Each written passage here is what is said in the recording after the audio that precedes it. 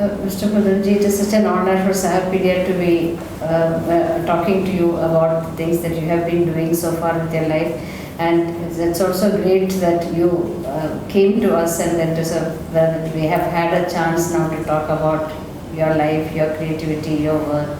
You've done such significant work in puppetry, and you also have been very much associated with the puppet traditions of India, as also your new choreographies, your present work. All that has been very, very inspirational for all of us.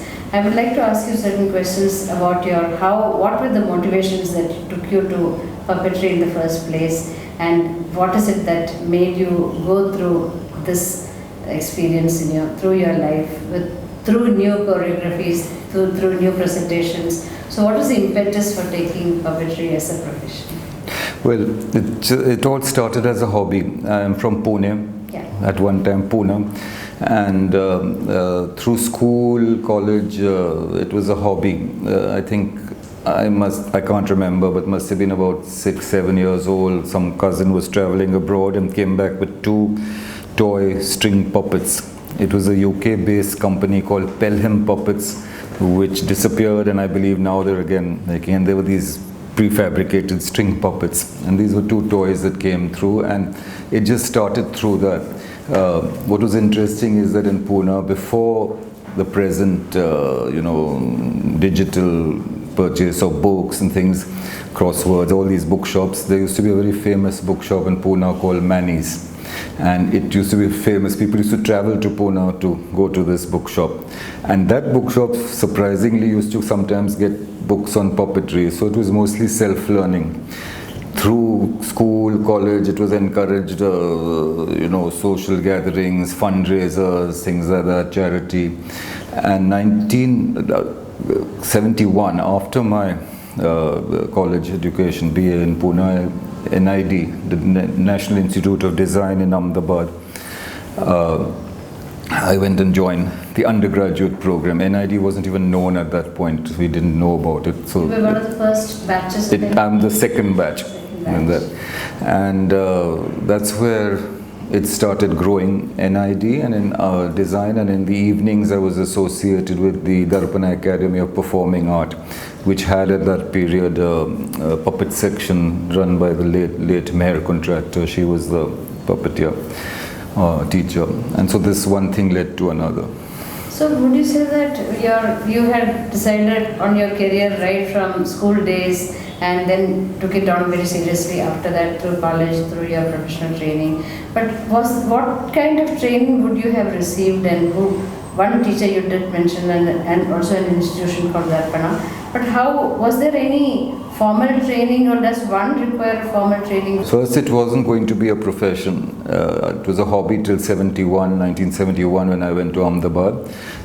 Design school opened up a lot of things, because still that was accepted profession. It was graphic design or whatever. And evenings at the Darpana Academy was a sort of more non-formal training in puppetry. I joined their group, and they used to give a diploma in creative art and creative drama and puppetry. 76 was the SITE experiment, Satellite Instructional TV Experiment at ISRO.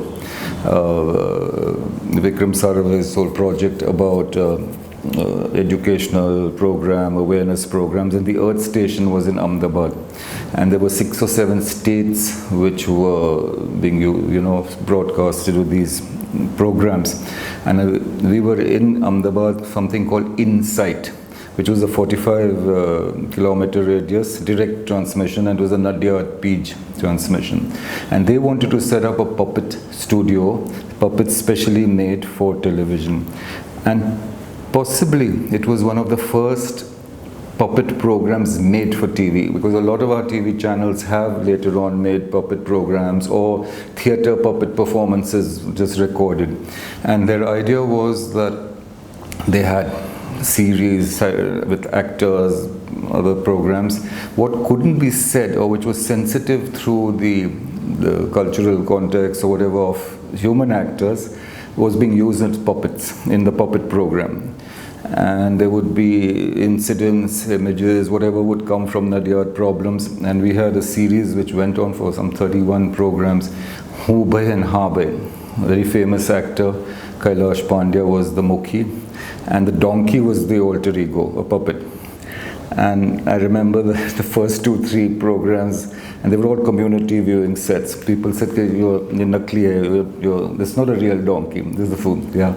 But the donkey became the mouthpiece. And we used to find a story every week, a new story with new puppets, simple puppets, of some incident that would happen in that area, which we want to do. And it was open-ended. The man, the Mukhi, wants to change but cannot change because of his surrounding social. The donkey says, I don't believe in these things. I don't have caste or religion or this, that and the other. And then we find a story from anywhere in the world to adapt to that situation, which is shown in the middle. And then they leave arguing and next week they meet again. This became so popular between the director, the writers, that we used to get gifts in the studio from adults, from children, wedding cards. Anaj grain would come for the donkey, things would come for this study. It also became the first non-European president of UNIMA, the International Puppet Association, which is a great honor, not just for yourself, but for India also, in that sense.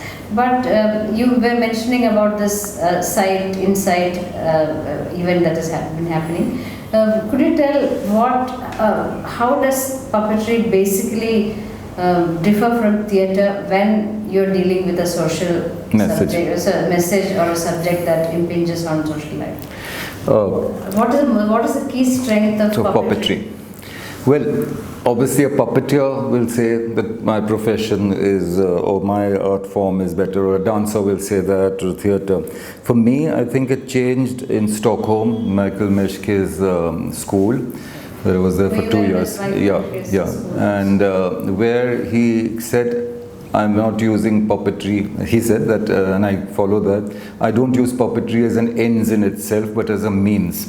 So for me, that has come as a means to mix theatre, dance, masks, whatever things are available to best possibly say the story, with puppets as a focus. Puppetry, yes, has a certain, we call it it's an objective art form. Subjective as an actor, and the audience is also flesh and blood.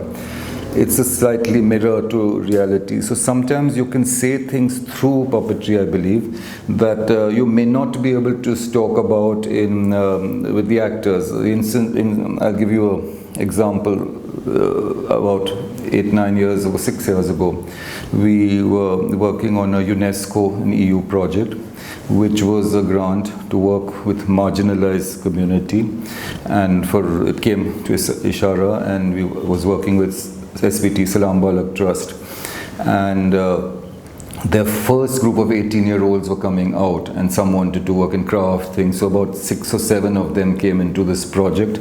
The project was basically on HIV awareness, and later on substance addiction or abuse. So using a non-formal medium.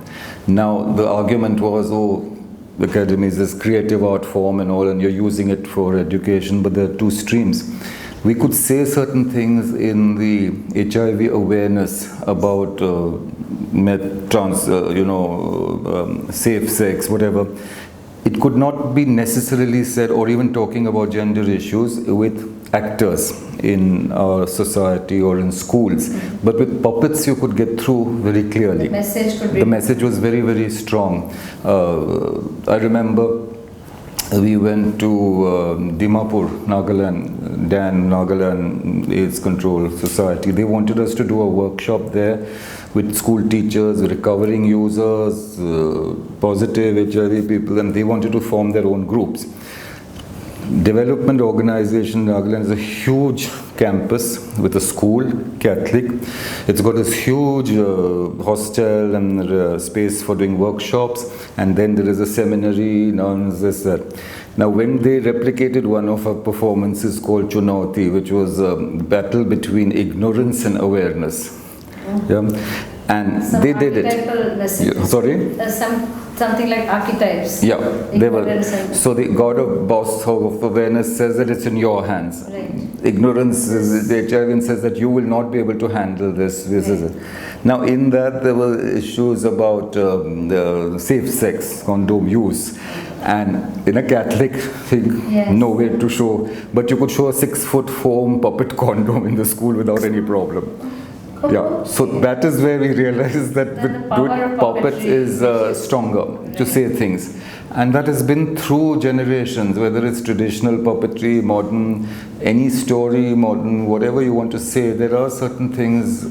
It only means how you use the medium. NCA had commissioned puppet groups from all over India on the ideology of Mahatma Gandhi. Yes. So there were traditional. I want to ask you about that choreography of yours specifically. So traditional groups did it in their own style. Our group has gone 93 and it still runs that performance because of the way maybe we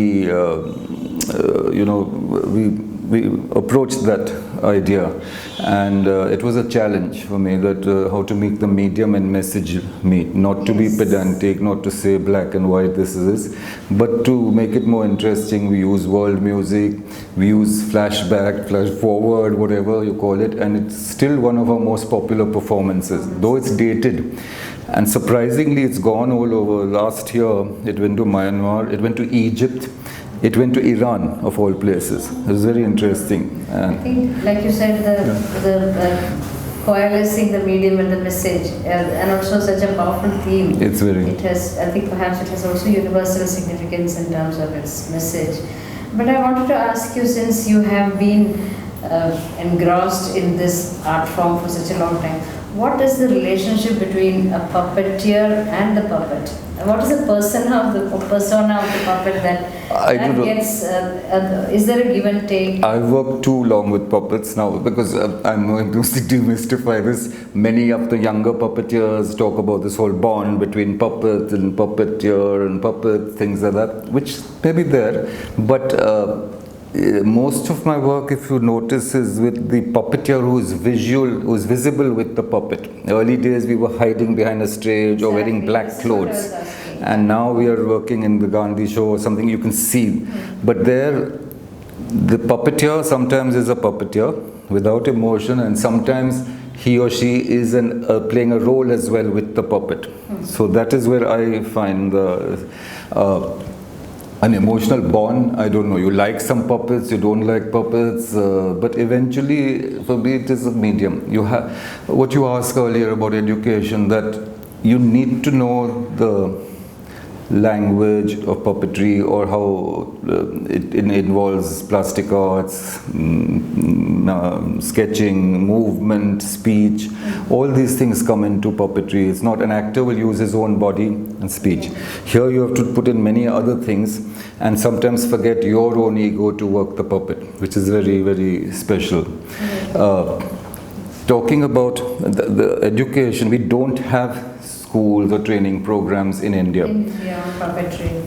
UNIMA India, the national puppet from the world national chapter. You yourself have the Ishara Puppet Theatre Foundation, and so that has done very significant work. So how can that be disseminated more in school? I would love to. I've come to a point now where I love doing workshops, training programs, and the most recent one I think was in March in Jaipur, where UNIMA India is doing master classes. Okay. So what they've done is in the last 4 every year is outside the city, 2 weeks, where they don't call them workshops, masters. So there will be a traditional puppeteer. There was from Karnataka, Gunduraju, or Puran Bhatt once, a person from Germany had come, and then people apply. They work for 2 weeks and discuss. It's a residential thing. So they work and they talk, the work in progress, they will make something. How many weeks is it for? 2 weeks. 2 weeks. They've done it. And their idea was that to find out a pedagogy, sort of whether and how do we need a puppetry education in India, and if so, what would it be? If he's a traditional puppeteer, what is he going to teach urban artists, and vice versa? My workshop was interesting because it was with the youth of traditional puppeteer. They're about 12, 13. Yeah. And they wanted to try new things. Now there is a gap there because they learn growing up with their family or by rote some of the things, but when they're working with new technology or new media or dramatization, there is a gap. It's difficult for some of them.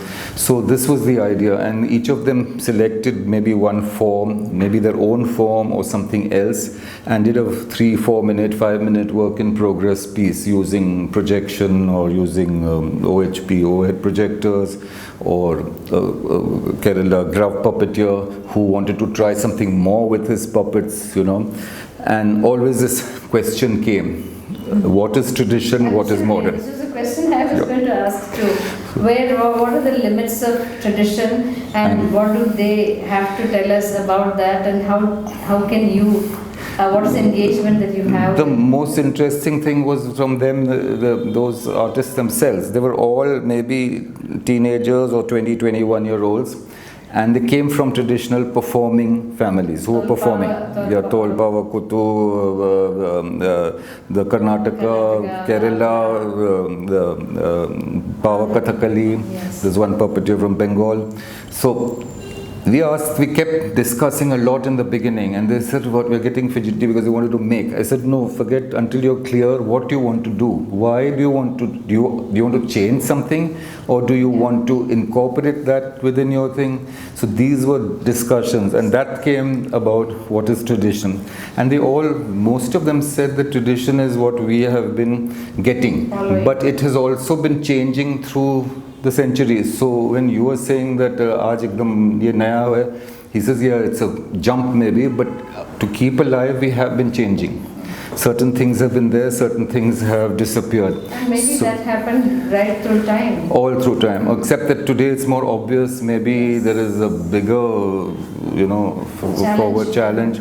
So this is where the shadow puppeteer said, okay, I maybe used an oil lamp earlier, today I'm using a light bulb, and now you're showing me something else. The light source is something else. So that is there. Do I use it with my own same puppets, or do I make new puppets? So this was the challenge that they all tried to do, and it was successful. What is your view on this? I think that it depends on the person. There's a very, very interesting film recently made called In the Shadow of Time by Shankajit Dey. It's won the National Documentary Film Award. It's on the Oriya shadow puppets, Ravan Chaya. It's not about this beautiful puppet or things like that. It's about how what you believe is tradition is not really the original tradition, and how not interference, but how when sponsorship comes in, and it can be state sponsorship, whatever, how the art form changes according to what is wanted. Yeah, and the original group, which still exists, they have no puppets in their hand, and there's another group, caste based, all this sort of thing comes in, and it's an interesting topic. So there again, this question comes in: why? One shadow puppeteer has got this little projector and he's using, he says that don't call it Ravan Chaya, but I can go with this with 2 people in schools and perform, and I will do other stories. I will do my Ravan Chaya wherever it's possible to work on, but I have this possibility of doing other things. So, you know, I think every puppeteer is somewhere or the other trying to adapt, change. Yeah, all over the world actually. It's not only in India. I think what you're talking about in terms of puppetry is applicable to all kinds of folk and traditional performances also, perhaps. Classical as well, I would say. Yeah. Also. Where do we, what is tradition, and where do we intervene? How much elasticity does it have? Right.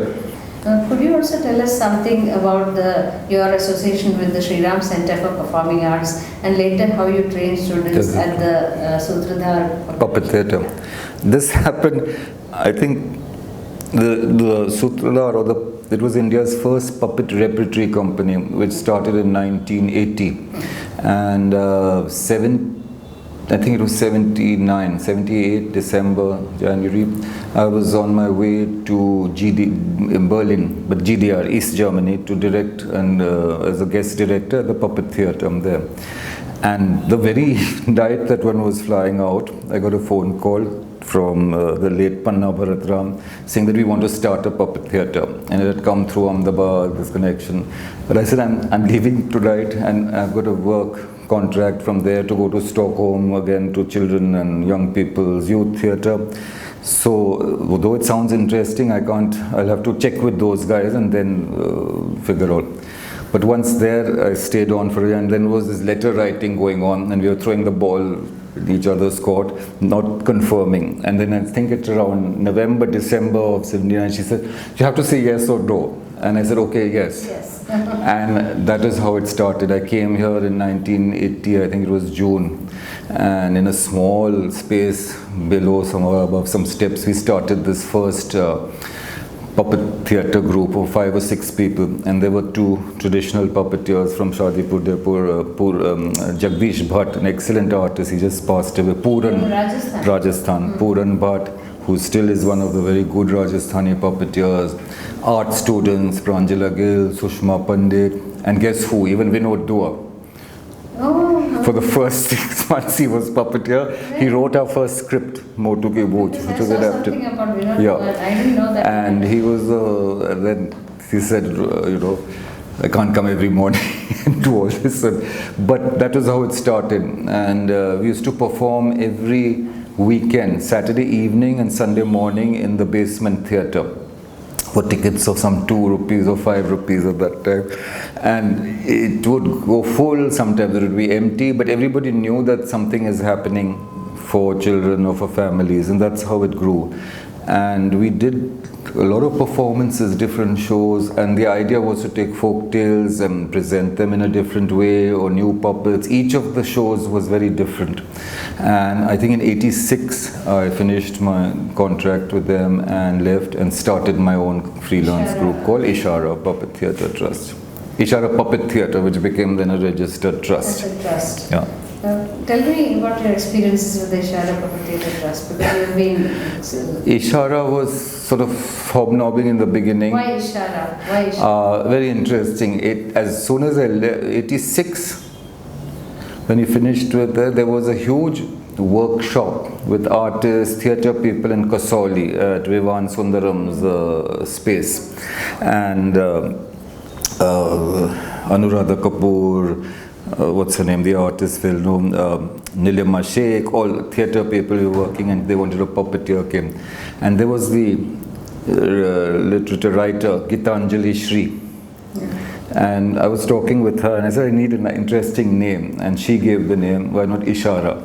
That's where it started. Ishara as a gesture, as a way, as a covering, all that. So that became the name. Beckoning. Beckoning. So one thing led to another, and then Ishara maybe created a style. Today it's become a rubber stamp that you use only big puppets and this and that. But each of the shows were playing with scale. And that came from Meshke's thing about small puppets, big theatre, puppet theatre even for adults or teenagers, or for children or for families. It's not just a children's art form. And creating new ideas, performances, very often even trying to exist with events. And they wanted large puppets or something, and these are the things which would support the rent for the studio. And even people 2000, and I think it was 4 or 5 when the UNESCO project came, the HIV and substance abuse. And today most of our young puppeteers in Delhi have come from that project, and originally from Salam Balak Trust. But now they're traveling all over the world, they're doing freelance work. One has started his own puppet theatre. 3 are still with Ishara. So it just grows. Ishara also started maybe the first annual International Puppet Festival in India from 2001. And this started when it became registered as a trust. We got a small grant from Ford Foundation to start a newsletter and a festival, 2 years. And then that kept running. It has become more international puppet festival every year, and this year was the 15th year. Next year 16 years carries on, and something like 7 to 8 groups of different techniques, different ways of using the puppet come, and we don't try and differentiate between traditional or modern. They give the same platform for a nice performance, and it has grown. People are looking forward to it. We would wish we could have more collaborators. Schools take shows. Shows have gone earlier to Calcutta, to Jaipur, Chennai, Mumbai. So there's a circuit, Chandigarh every year. There are some shows that go to, and then we also have workshops during the festival.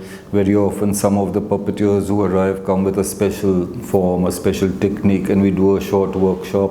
Spickmacky also have been a great platform for... Spickmacky has, we've been doing lots of performances, mostly workshops as well. And recently the most recent one was at IIT in Delhi, yes, last month, this month, which was one of their international conventions.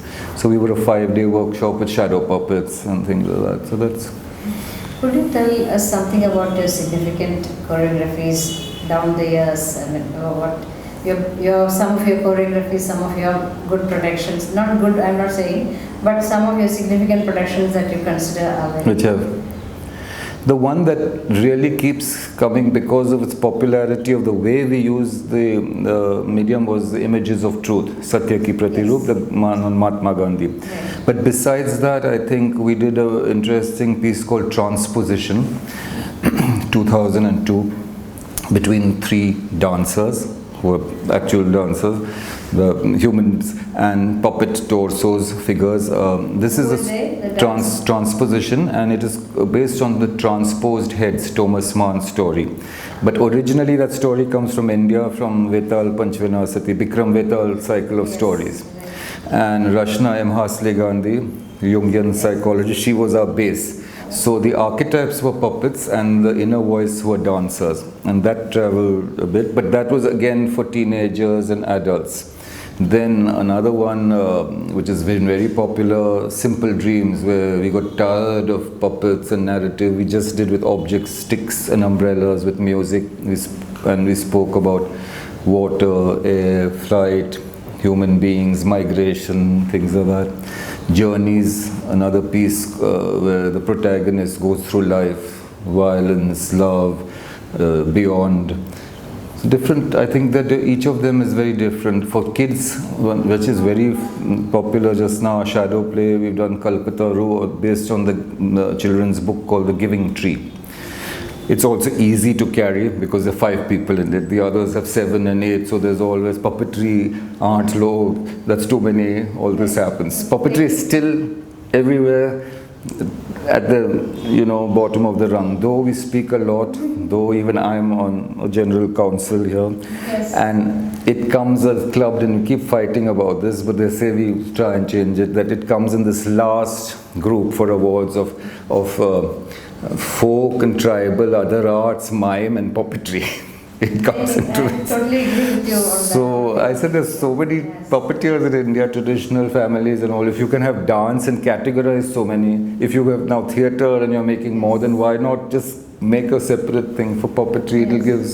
But they said yes, between the Yuva Awards. Other traditional arts or something. Sorry? Other traditional art and performing arts, something. Like that, yeah. So,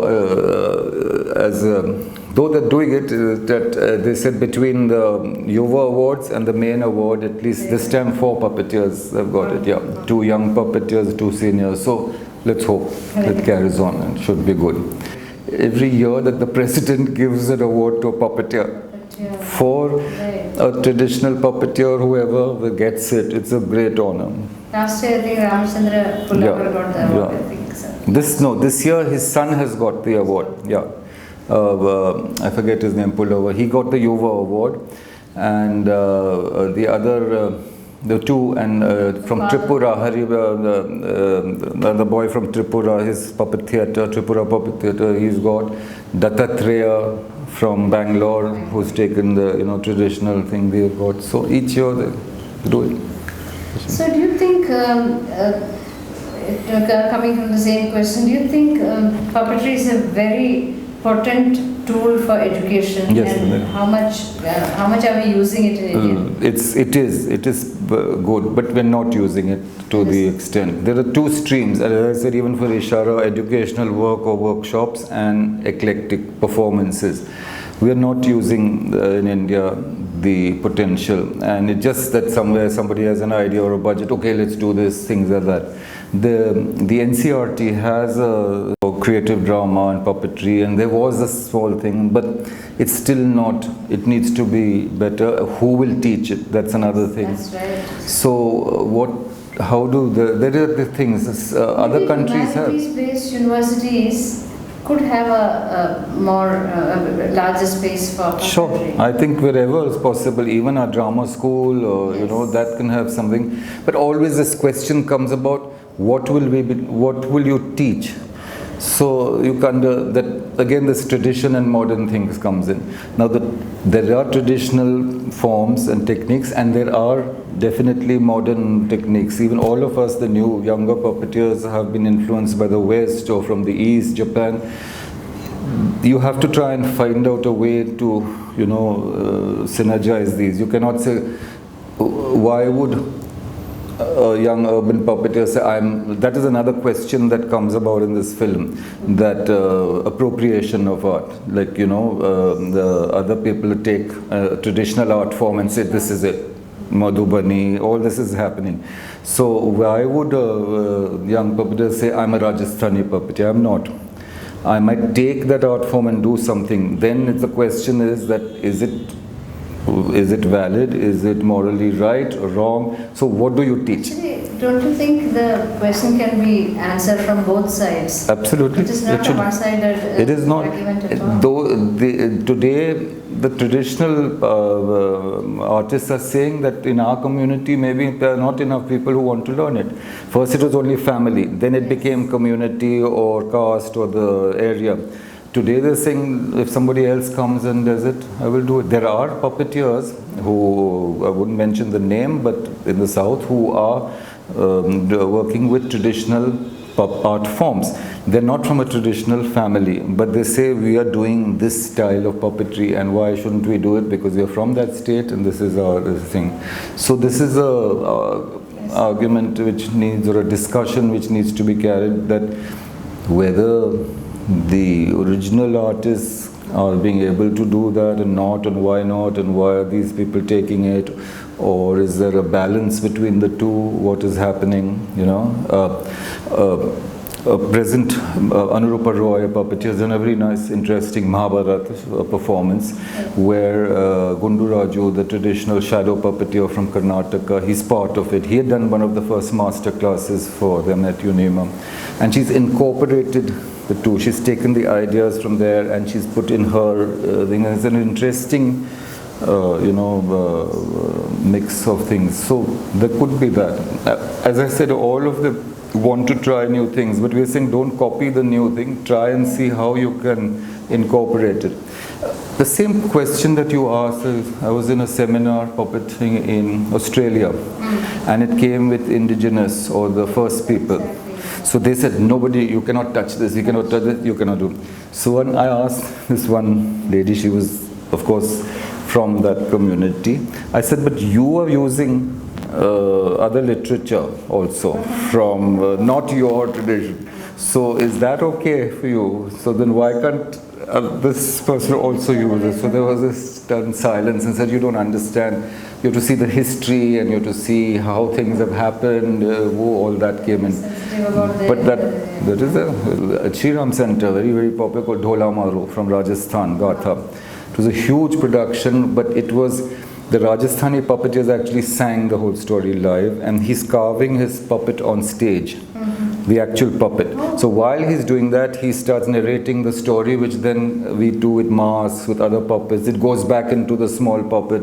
So there are things that can be done that way. There is a possibility of, that kind of... Yeah. Indonesians are doing it to the T.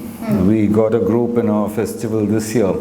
Imad Sadia is his goal, and he is so, he's saying, what are you telling me? I've got 800 young children who come to my Sangar and learn dance and puppetry in this village. I said, yeah. So, but he does these large shows, maybe Bollywood sort of things, but dance, puppetry, projection, it's the amazing amalgam of things. And he came with Theft of Sita's, the Sita Haran performance with his traditional Wayang shadow puppets, plus dancers, plus film projection, plus something else. Multimedia. Fabulous performance. And he says that this is what I've been doing. Maybe the traditionalists say, no, this is not right. But I have got 800 young kids in my school who are learning dance, who want to do these things. So what is this? Okay, in the same way, could I ask also about Western traditions that you have had such exposure and training and experience with?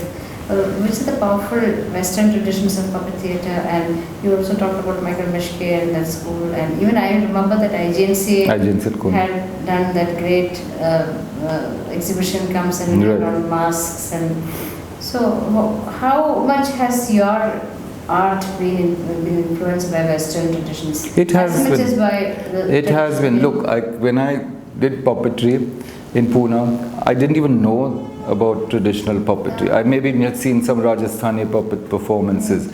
What changed my whole thinking or my whole way of working was Ahmedabad, when I went to NID. That is when, and thankfully for that, the whole scenario changed. It was not just all the puppetry that I'm doing has some base with NID as well, as design, color, form, all that is coming in, which is, as you said, the things that are needed maybe for puppeteers. The influence in Michael Meshke's school, he did Antigone, the performance, and I was about to leave, I was returning, and for the first time, the Japanese Bunraku theatre, which is very, very famous, like Kabuki theatre, Bunraku puppet theatre, 3 people working a puppet. For the first time, they came out to perform to a European city, and one of their young puppeteers, who's today a living legend there, he came to train because Mashke wanted his puppets, Antigone, but worked in this style. So he came to do a workshop, and I was in that workshop, and that changed my whole thinking of mixing this whole West and East things. So all of us have been influenced. I think technically some of the West countries, there is no doubt that there is, there is something special there. But today each director uses, it's not so much the form as much as the director, as the artist. That is what earlier East Bloc socialist countries, they had their big state puppet theatres. They would be some of the first few big modern puppet theatres which changed all over the world. Today there are no more, but now the